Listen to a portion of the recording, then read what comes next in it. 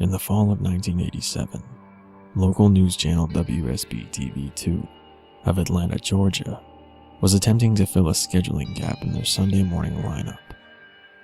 After a few solicitations by local business owners, they decided to allow the young Reverend Marley Sachs to take the available hour block to do a religiously themed show. It premiered on October 18th with little promotion.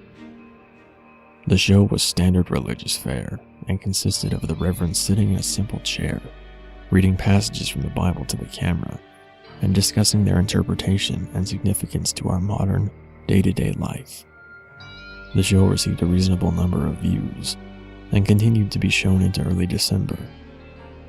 It was then that the studio began to receive extremely strange complaints from viewers of Words of Light with the Reverend Marley Sachs. The calls were from women, and women only, who vaguely referred to uncomfortable feelings they had at very specific intervals during the program. They described feelings of nausea, back pain, dizziness, and blurred vision. These callers, for no discernible reason, were convinced that it was the viewing of this program that was causing these symptoms. It was later determined after 3 weeks of complaints that these feelings were happening at roughly 12-minute intervals during the course of the program. The small studio staff checked all recording equipment, both audio and video, and found nothing faulty. When the Reverend was made aware of these incidents, he merely shrugged and stated, cryptically, that some can't handle the voice of God. The head of the studio, at a loss to explain the cause of these complaints, decided to continue running the program. By February, viewership had dropped sharply and it was decided to pull the plug on the show. The studio had figured it would be more prudent to spend as much time as possible on the news story that had 2 other local news networks abuzz: the miscarriage epidemic.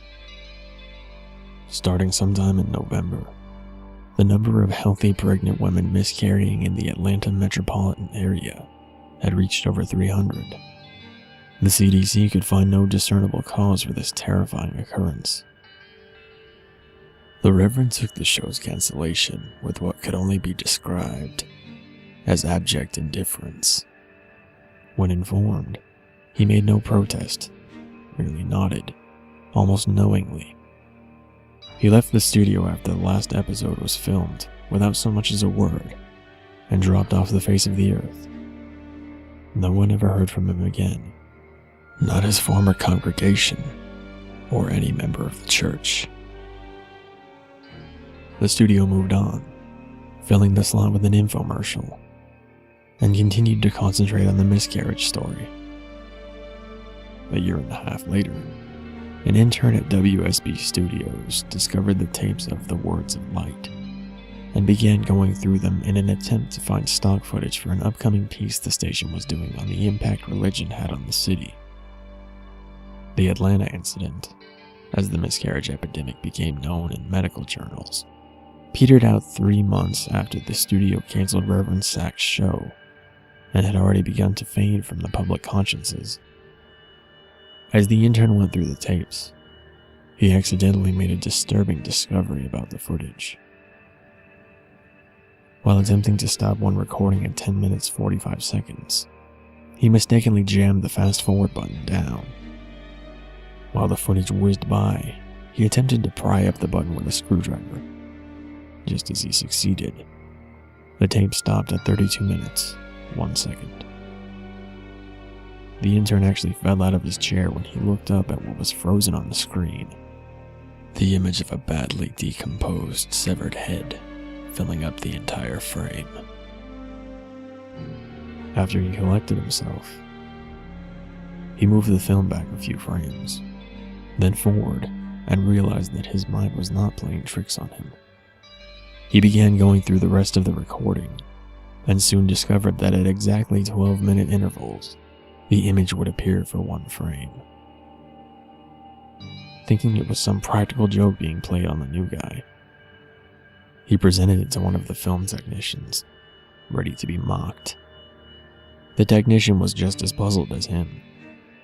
No one had touched the footage since the cancellation of the show.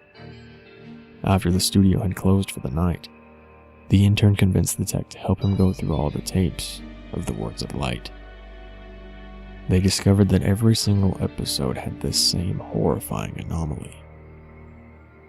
They also realized that as the show progressed, the image had become more disgusting, as maggots began to eat away at the loose flesh, and pieces of hair and skin seemed to have fallen off, exponentially. The tech made clear to the intern that what they were seeing was technically impossible, since the film itself showed absolutely no signs of splicing. And he himself had been at every filming of the show, and knew of no time when this image could have been inserted into the frame. All of this was presented to the studio head, who, fearing some kind of backlash over allowing this to get on the air, ordered all the tapes destroyed. He told the intern and tech that he had no interest in knowing who did it at this point, only that covering their collective asses is all that's important now. He demanded that they mention this to no one. The tech easily moved on, remembering the incident as a darkly funny personal anecdote, but the intern wouldn't let it go. He made copies of as many tapes as he could before they were wiped, and took them to see if he could find anything else in them that might point to who did this, or why they would. A week later, he attempted to rope the tech into helping him again, saying that he believed he had discovered something even more disturbing than the images themselves. When the single frames were edited together in chronological order, the head's mouth appeared to be moving, as if trying to form words. The tech, fearing for his job, told him to get rid of the copies and to not talk about it again. A week later, police responded to a 911 call made by an elderly woman in one of the Atlanta suburbs at dusk. She had heard horrible noises coming from her next-door neighbor's house, where a young couple lived. She told the emergency responder that the wife was pregnant, and that she was terrified that something had happened. When the officers arrived on the scene 20 minutes later, they found no lights on in the windows, and the front door ajar. They moved in slowly and made their way into the living room. Inside, they found a young woman, dead, with her abdomen slashed open. The wound was jagged, and a trail of blood led from the body to the couch on the far end of the room. There sat her husband, the studio intern, naked, the corpse of his unborn child at his feet, dying. In his hand, he held the rusty piece of metal siding he had used to gut his pregnant wife. The television was on, and playing an 18-second loop of silent footage of a decomposing head, mouthing some unintelligible words. The story at the police precinct to this day goes that the intern kept saying under his breath, over and over again, as they led him away, "The light of God calls them."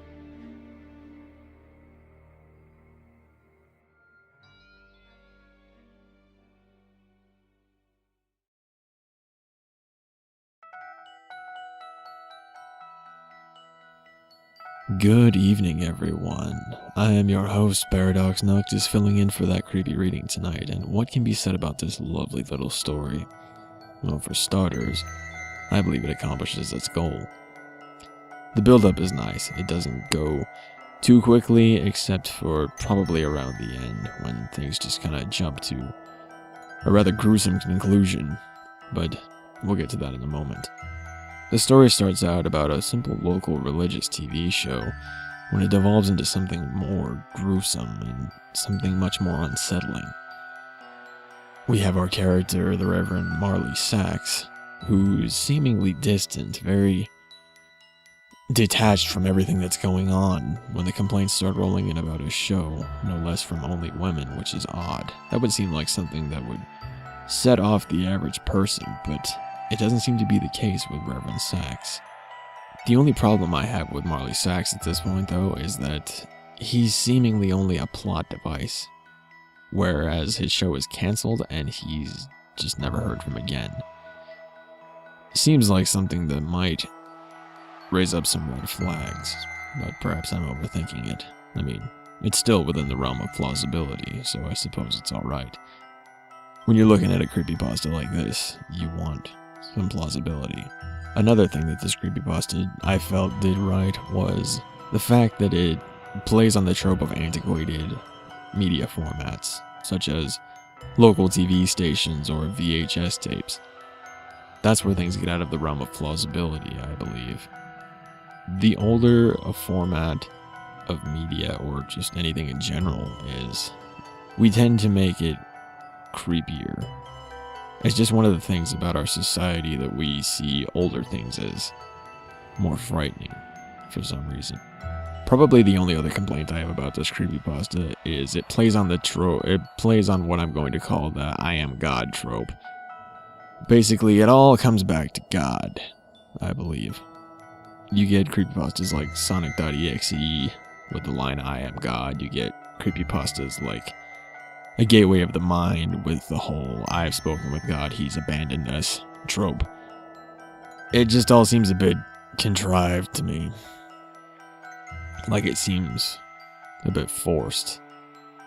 I don't want to call it a potshot, a religion per se, but whenever one includes any kind of religion in a horror movie, more often than not, it's a potshot at the church. More often than not, it's just a potshot at organized religion in general, but that's a topic for a different day. Overall, I think this creepypasta accomplished its goal. It's built up well, aside from the ending where it just jumps into this completely gruesome scene where the intern has murdered his wife and essentially his unborn child, all because of the subliminal messaging that's put off through the Reverend's TV series. But other than that, I think the creepypasta accomplished its goal. It unsettled me. Did it unsettle you?